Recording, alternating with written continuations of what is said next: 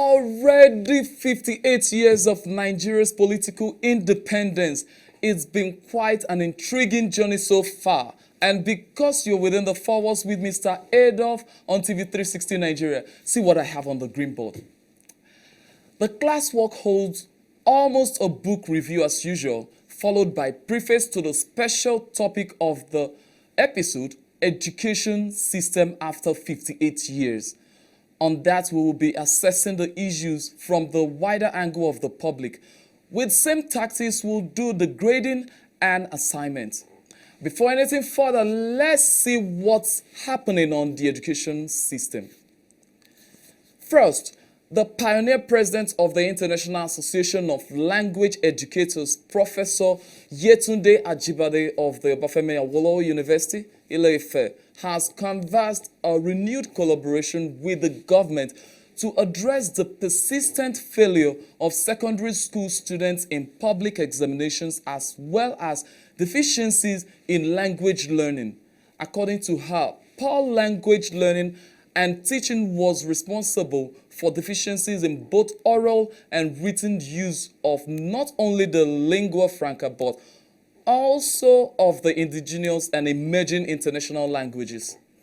Meanwhile, the Academic Staff Union of the universities has described the 20 billion naira released by the federal government for the revitalization of public universities as too little and too late. The union insisted that what the government has done was to merely scratch the problems confronting tertiary education on the surface. National President of the union, Professor Biodun Oguyemi, Chairman, University of Ibadan Chapter, Professor Deji Omole, and National Leader of the union, Professor Abiodun Aremu, insisted that the 20 billion naira payment was unacceptable. Full stop. So when we come back after a short break, we'll be doing what's almost a book review, and this time it's a book that is a drama completely. Don't go, we'll be right back.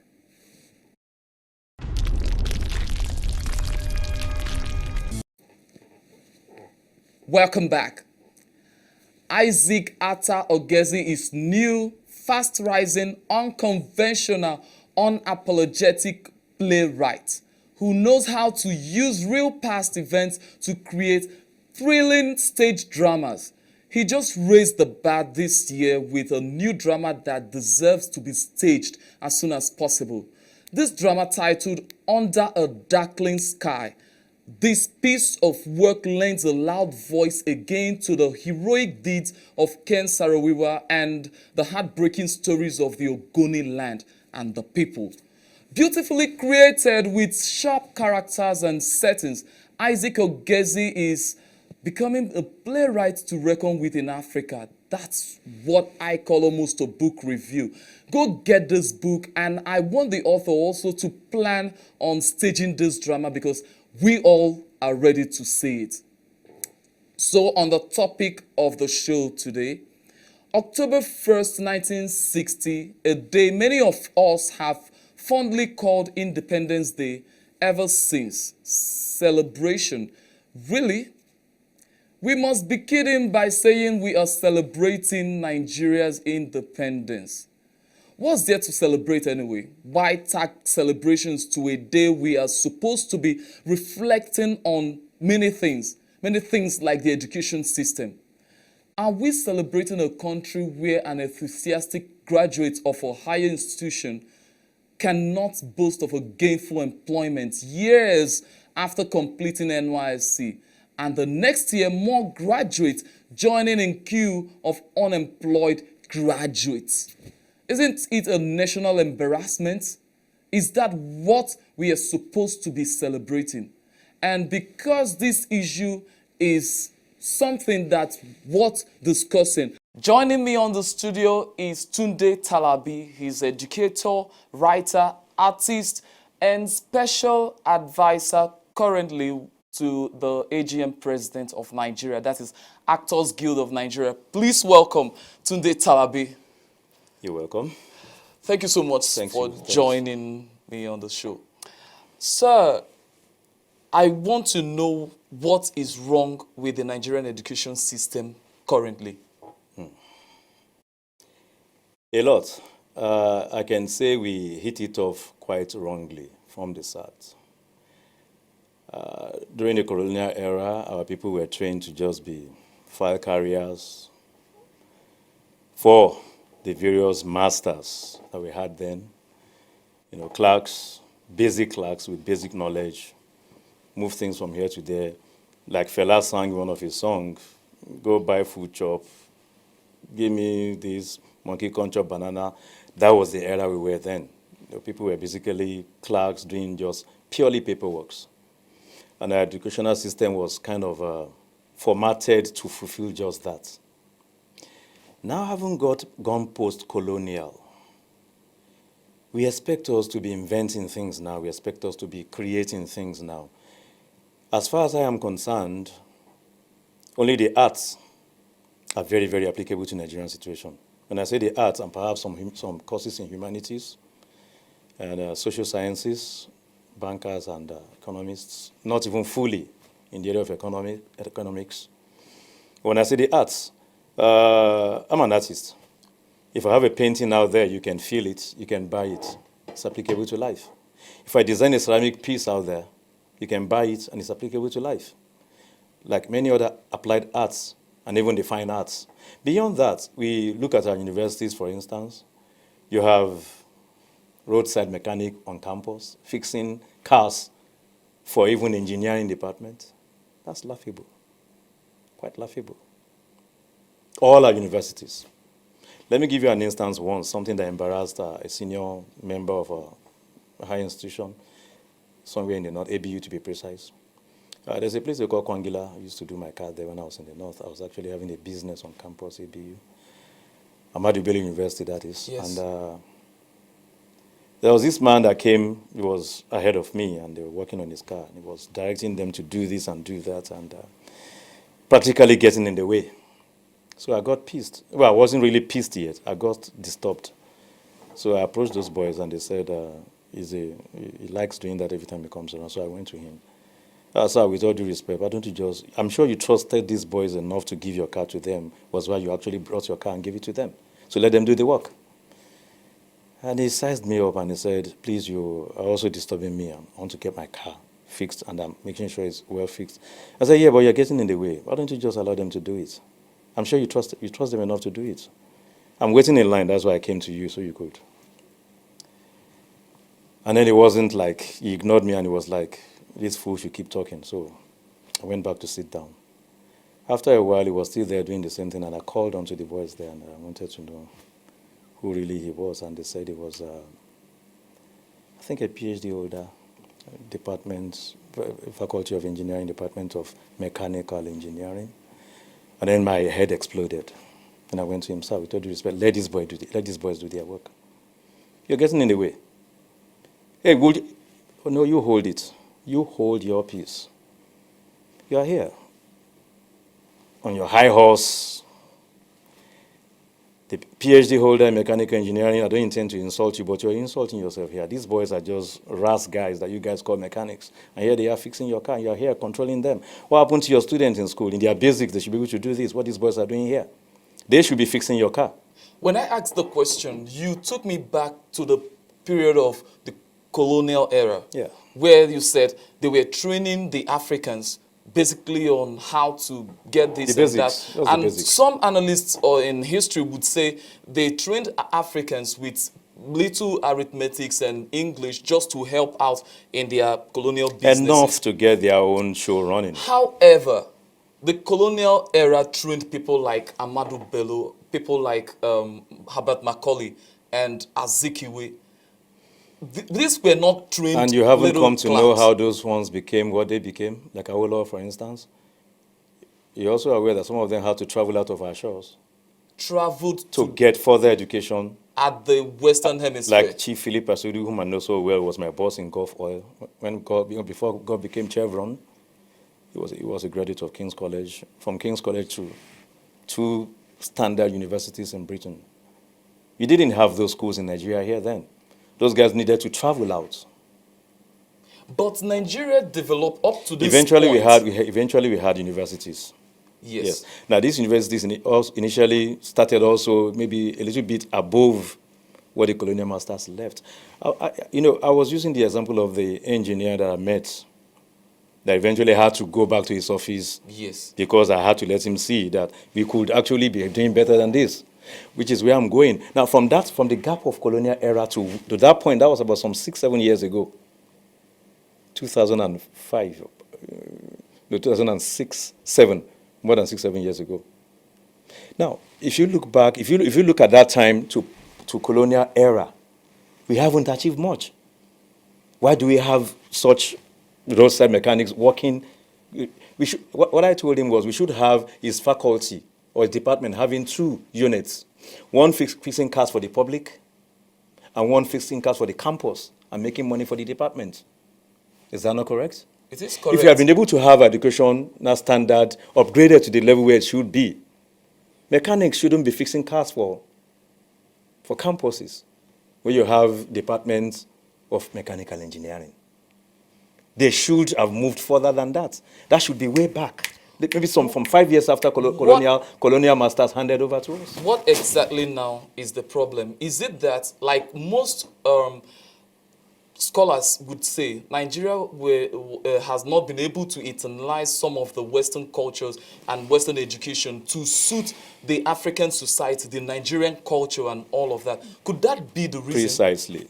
We have not doctored education to our peculiar situation. How can we doctor Africa is peculiar. medicine to suit African culture? Beautiful. Thanks for that very, very, very, very choice of discipline, so to speak. Look at the Chinese. Look at the Asians, especially the Chinese. When we were young, we watch Chinese films, we go to cinemas and see them take their little cups Of herbs. of herbs and they drink it, and in a little while the guy is okay. We have our herbs.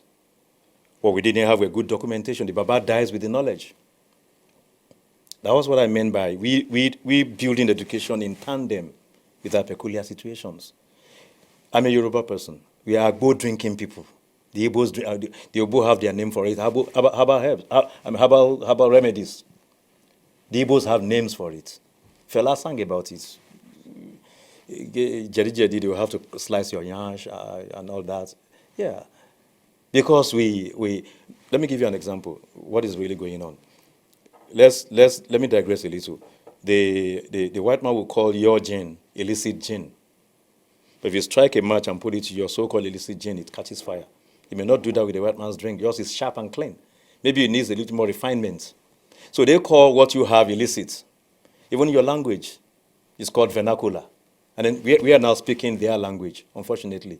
What stops Africa? By now, OAU should be thinking of having 4 major languages in Africa that should be in schools, compulsorily for all African schools. If they had started that years back, by now every African should be able to at least speak 1 major language in Africa, if not 2. If you make 2 compulsory or all the 4 compulsory, it can work for us. We can have a lingua franca, we can dump this foreign language, which is why the white man is priding himself that he's ever higher than you because you speak his language. I'm wearing his dress now because that's the orientation. And it's sad. All those things are education. The foreign language. What happens to foreign economy? What happens to foreign policy? The time of diplomacy when we are dumping, because the world is opening up. More Chinese people are learning English. It's becoming more global. Are you aware also that Montessori schools are teaching Chinese languages? Thanks for bringing up the issue of China. China is colonizing the Africa all over again. Look what is happening to Zambia. China is giving you so much loan, and you become dependent on loan from them, such that you may not even be able to pay back. And then they are seizing your key investments in your country, electricity, your media. What have you got left? And they are planning. I was listening to your program out there while waiting for us to get started, and I was hearing some commentaries like those guys were paid to speak up for China. China has a hidden agenda. They are smart. The other imperial powers are looking at them. They are watching, and they're not just watching. They're also trying to do something. Africa, see, scramble and partition for Africa may just start all over again. That is the point I'm making. Those guys are supposed to be third world countries like us, but they have moved away from the post-colonial And obviously from the colonial dominating. era to something that suits them. They are stealing technology and teaching in their own language. They have a lingua franca in China that is not English. They have their separate letters. We started hieroglyphics, mind you, in Egypt. Yes. Yeah, so when did we lose it? Hieroglyphics started formal communications. From hieroglyphics to eventually what became shorthand, and then other languages started picking theirs too. Africa started this in Egypt. So where did we lose it? Let's look at the problem. China has developed to the extent where they stole technology and they are developing technology. America is telling you, oh, American spec. Why are you having American specification done in China? Because you're agreeing tactically that they're better than you. You're only trying to be that boss and telling them, hey, this is what you should do for me. Because perhaps to rub it in that we gave you the technology. But nevertheless, American specification. Higher than yours in America. So the Chinese have moved beyond what they were. If you look at us, we have not moved anywhere. We are even retrogressing. Could multi-ethnicity, multi-language be a problem? No, it is not. I just told you if we had there was a time some leaders were talking about what started the Wazobia thing. Let's try and pick some key languages in Nigeria and try to match them. Like every other thing in Nigeria, that project was abandoned. If they had kept to that project, that would be over 30 years now. By now, we should have a lingua franca that has evolved from 3 major languages being matched. And really, languages evolve. Look at the Yorubas now, look at the Igbos, look at the Hausas, especially the Yorubas and the Igbos. If our great-grandfather were to wake up now and hear you speak Igbo and hear you mix English with it, up to about 30%, not even a slap. He'll be like, what is this fellow talking about? But that was not the language he left before he died. So naturally, languages will evolve. So you can also create it, so to speak, like you're trying to match 3 languages to make Wazobia. Okay. But like everywhere else in Nigeria, we don't allow things to mature. Quickly, before we end this program, let's see what Nigeria is going to look like in 50 years with the pace of educational system development. Quickly. I'll just use a very, very simple analogy. Look at the dressings in Nigeria. Look at the youths. Look at where they put their pants. In another 50 years, the pants will be dragging on the heel, being held to the leg by the belt, and the pants will be dragging behind them. Same thing with education. We have loved everything foreign. We are not creating things to our own nature and peculiar system in Africa. So we keep copying the Europeans. Even OAU is doctoring everything they are doing according to UN, when they should be looking inward and how to develop things according to Africa. Don't you think the problem also starts with the government allowing most private schools to bring in foreign curriculum into Nigeria? If a government, we have professors, don't we? We do. Yes. So if those professors come together and advise government and government is not taking it, that's a different case. What are professors doing? What's new? The curriculum post-colonial is still almost the same thing. Almost nothing new. So what are they doing? When you're getting your doctorate, what research are you really doing? Are you basing your research on existing factors? Things that we used to know and nothing really new is coming in? What are the Chinese doing? You can dummy people, you can copy the right things, and then we can move forward. You're a filmmaker. What are you doing with filming? Beautiful. It's quite unfortunate that in my industry, we have the problem of piracy, which is stifling sponsors getting on board, and government is not even looking into an industry that can really give a fresh mindset to people. We are supposed to be teaching people, giving them a new orientation. You're supposed to be making the kind of movies that should make Africans start thinking and looking inwards, starting with Nigeria. But we are the funds. You know the kind of stories I like, Kaka. Yes, I do. You know how home-based they are.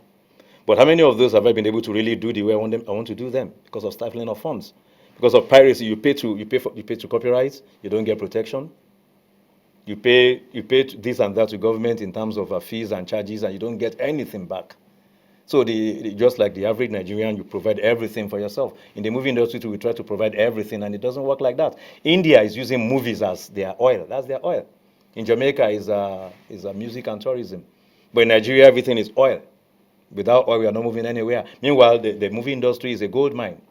It can be used to educate the entire Africa, starting with Nigeria. And the reason why someone like me will still want Nigeria to continue, despite all the threats, is that if we can actually get it right, we can be what Japan is to Asia now, that China is overtaking to Africa. We have all it takes. We have the money.